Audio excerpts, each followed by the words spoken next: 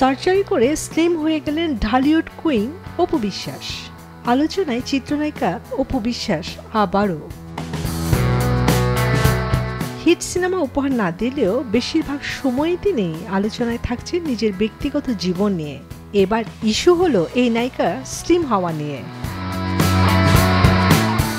নিজেকে আরও বেশি সুন্দর করে তুলতে হলিউড বলিউডের সেলিব্রিটিদের বিভিন্ন সার্জারি খবর পাওয়া যায়। শরীরের নির্দিষ্ট কোনো অঙ্গকে আকর্ষণীয় করতে অস্ত্রোপচার নতুন নয়।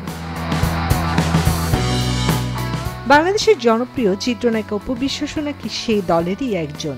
শারীরিক গঠন নিয়ে অপু বিশ্বাস বলেন, আমি কিন্তু শুরু থেকে হেলদি, কখনো ছিপছিপে ছিলাম না, সুতরাং এই বিষয়টি আমাকে মোকাবেলা করতে হয়েছে।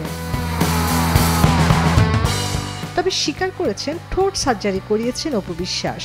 তিনি বলেন, আমার সামনে দাঁতটা বাঁকা, আমাকে সার্জারি করাতেই হতো, তা না হলে আমার দাঁতটাকে সোজা করতাম কি করে।